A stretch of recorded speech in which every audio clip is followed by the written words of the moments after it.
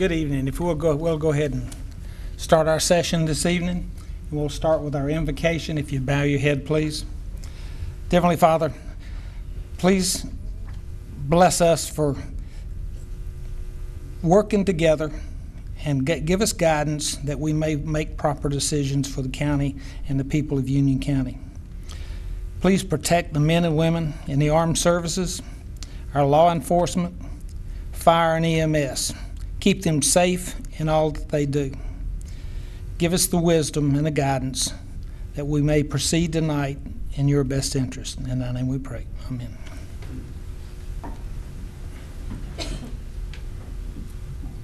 Pledge allegiance to the flag of the United States of America and to the republic for which it stands, one nation under God, indivisible, with liberty and justice for all.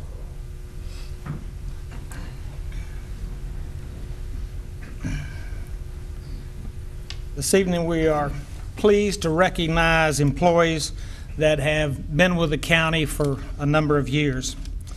And I apologize in advance if I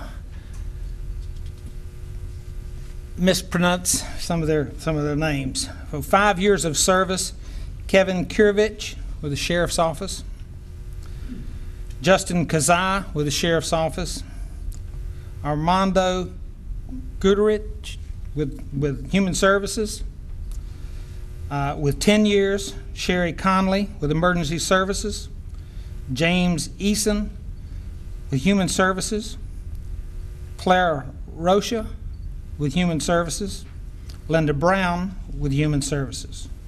With 15 years of service, Richard Watkins with Growth Management, Fred Spurl with the Sheriff's Department, and 20 years of service, David Finley with Human Services. Also, in December, we mentioned a couple of these last meeting, but we had Wes Baker retire with the assistant to the county manager with 15 years, Jeffrey Knight with Environmental Health, 14 years, Joey Furr, a utility mechanic, with 16 years, and Ronald Whitaker, captain with the Sheriff's Office, with 28 years. We need to thank these individuals for their service to the county and how much we do appreciate what they did. And we'll move on to Section D. We have a special recognition. We're privileged to have Representative Dean Arp from District 69 and Mark Brody from District 55 with us this evening. They're here to present a special honor to one of our employees. And I'd like to yield the floor to you, Mr. Arp, if you and Mr. Brody will come forward.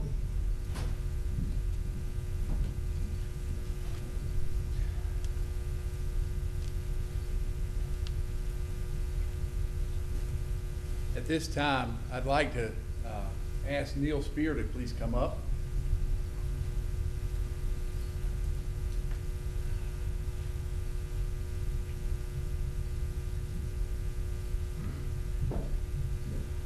Neil, what I'd like to do is present to you the Order of the Longleaf Pine for recognition of your many years of service. You've had a lifetime of service in many aspects. In many ways, you've had cost personally and sacrifices your time. Many times people don't even understand that, except maybe your family is here tonight to celebrate with us your retirement and this presentation. Jesus himself said the one who wants to be greatest in your service, model that. You've had a lifetime. On behalf of the people of North Carolina, and especially the citizens of Union County, I want to say thank you for your service. Best wishes in retirement, and congratulations on the Order of the Longleaf Pine.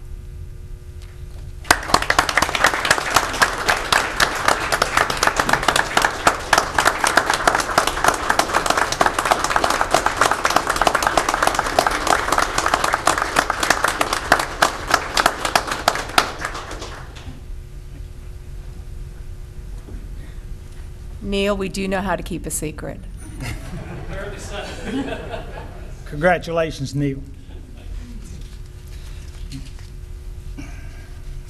And Neil, we'll talk about you next month since you're retiring the end of the month. Next, we'll step on to item 2, public hearing, Glenmark Generics for a Step 2 Economic Development Incentive Grant in the amount not to exceed $190,000 over a 5-year period. Would like to, Cindy, if you would. If I could ask Mr. Chris Platay to come forward and talk about this incentive before the board hears any comments from the public on the public hearing. Chairman Helms, Commissioners, Manager Cotto, it is my pleasure to bring before you tonight an Economic Development Incentive Grant request for Glenmark Generics for a Step 2 incentive grant. The company is an international manufacturer of pharmaceuticals based in Mumbai, India. In August 2014, Glenmark purchased the Monroe Spec Building No. 3, located in the Monroe Corporate Center, and announced an investment of approximately $17 million in the creation of 41 jobs. The company is in the process of upfitting the building and plans to be operational in April of this year. Glenmark Generics is considering Union County for a second investment at this point, which is fantastic. They're looking to identify a site from their several global locations for the production of their injection-based medicines. If Union County is selected, the anticipated new taxable investment in machinery and equipment would be approximately $9 to $9.5 million. The company has indicated that incentives are a very important factor to the parent company in their decision location. Monroe Union County Economic Development Board of Advisors has discussed this project at their December 18th meeting and bring to you tonight this incentive with their full support. Based on the investment of $9.5 million, the incentive would not exceed $190,000 over a 5-year period. Each annual payment will have a maximum amount of $38,000. This is based on the projected investment in Union County with the current tax rate, assuming a consistent assessed value with no depreciation. The company will pay an estimated ad valorem tax of $361,665 over that same tax period on this investment. The actual tax revenue to the county will be based on the assessed value of the investment each year, depending on the depreciation schedule and the timing of the investments. The City of Monroe also approved tonight an incentive for the company, granting them 5 acres of land adjacent to their current property for future growth. The project achieves a cost-benefit analysis of 1.97 to 1 over the 5 years of the grant period, but an astounding 36.08 to 1 over the first 10 years of the project. Therefore, the Monroe Union County Economic Development Board of Advisors and staff recommend the award of this performance-based Step 2 Economic Development Incentive Grant to Glenmark Generics, not to exceed $190,000 over a 5-year period beginning in fiscal year 2017. I'd like to now introduce to you Mr. Jerome of Glenmark Generics. I will not try to pronounce his last name. I've tried several times today and murdered it, so, but he's also available tonight to answer any questions.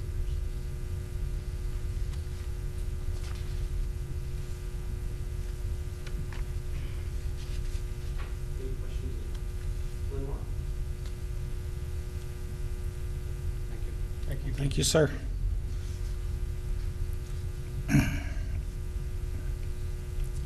We have not had anyone sign up to speak, therefore we'll close the public hearing. Item number 3, informal comments. We have not had anyone to sign up, so we'll go past our informal comments. Number 4, addition, deletions, and or adoption of the agenda. I'd like to add a closed session during the meeting for the purpose of attorney-client privilege. Is there any other discussion or additions or deletions? Yes, sir. Move to accept the agenda as amended. Okay. Any discussion? All those in favor of accepting the agenda as amended? Aye. No opposed? Next will be our consent agenda.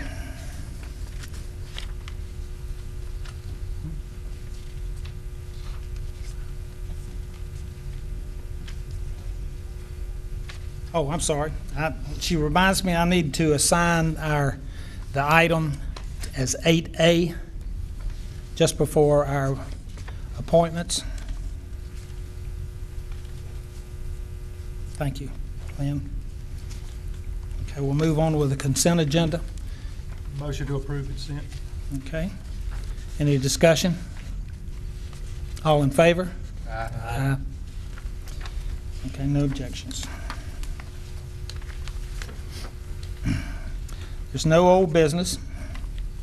New business. First item under new business, Glenmar Generics for a Step 2 Economic Development Incentive Grant in the amount not to exceed $190,000 over a 5-year period. And Staff doesn't have any further presentation to make from what Mr. Platte just presented earlier, unless the board has any questions. okay. Any discussion? Mr. Chairman, I'd move that we approve a Step 2 Economic Development Incentive Grant and authorize the county manager to approve an incentive grant agreement in an amount not to exceed $190,000 over a 5-year period pending legal review. Any discussion? All in favor? Aye. All opposed, none. Number 7 is an item that I brought forth, and it is to appoint liaisons for wastewater service discussions, negotiations with the town of Marshville. And the background on this is since February 2010, present county manager has been in discussions with the town of Marshville regarding wastewater service. Due to the complexity of this project, it would be beneficial for no more than 2 commissioners to serve as liaisons with staff for the project. Liaisons will be responsible for receiving information, having discussions in concert with the staff concerning wastewater service in the town of Marshville. Commissioners appointed under this recommendation would serve in capacity until such time a final agreement is negotiated and presented to the Board of County Commissioners for consideration. We have submitted Vice Chair Rushing and Commissioner Lance Simpson for consideration for liaison appointments. Any discussions? I'd move that we appoint 2 commissioners as liaisons for ongoing discussions and negotiations with the town of Marshville for wastewater services. All in favor? Aye. Aye. All opposed, none. May we just clarify that it is Commissioner Lance Simpson and Commissioner Vice Chair Stoney Rushing? Sorry. You may. I suggest you put that in your action requested if you want specificity. Yes, sir. Yes, my motion does include Vice Chair Rushing and Commissioner Lance Simpson. Thank you, Commissioner. You're welcome. Okay. Next item is item 8, addition of classification Union County pay plan. We requested this because for over 5 years it has been noted that the deputy clerk has been needed for Union County. The clerk is one of the county's most important positions, and not having a backup is clearly not in the best interest of the county. This position requires extensive and lengthy mentoring. Adding the deputy clerk's classification at the present time and authorizing the clerk to begin recruitment is a proactive measure to ensure the appropriate resources are allocated to the clerk's office and the deputy clerk is ready to begin work on or about July 1st, 2015. Financial impact: no funding is allocated in 2014 for the deputy clerk, and no funding is required in order to add the deputy clerk position title to the pay plan. Funding for compensation and benefits associated with the deputy clerk will be necessary for 2015-16 budget. Therefore, we're requesting to authorize staff to add the following job title and associated pay grade to the Union County pay plan. Job title is Deputy Clerk to the Board of County Commissioners, pay grade 67.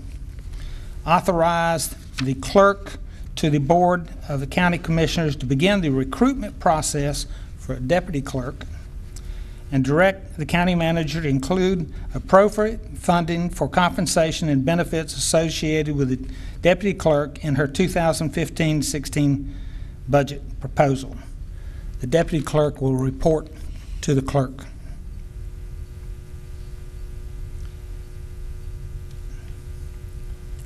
I make a motion that we accept the above actions to take place to find, solicit, and hire a deputy clerk. Any discussion? Yes, sir. You know, I, for one, have had to work with Lynn for 4 years before, and glad that you're still here, Lynn.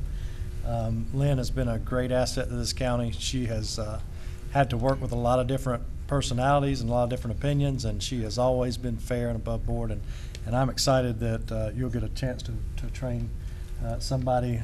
Hopefully you'll never leave, and we'll never have to use this deputy clerk, but I know that as time marches on, everybody likes to have time with family, but again, Lynn, thank you for all your service, and I'm excited that you have an opportunity to train your replacement. Any other comments? I'd like to say I had the pleasure of being at the Association of County Commissioners meeting this past week and had discussion with many of the commissioners and some of the managers that were there. And when I mentioned Lynn West, they immediately knew her. She has the ultimate respect. It's a very complex job that is very important to the county and the Board of Commissioners. And so I make a motion that we approve the above actions. All in favor? Aye. No opposed. Okay. At this time, we're at 8A.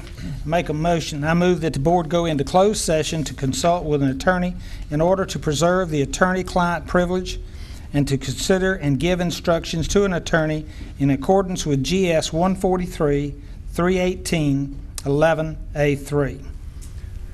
All in favor? Aye.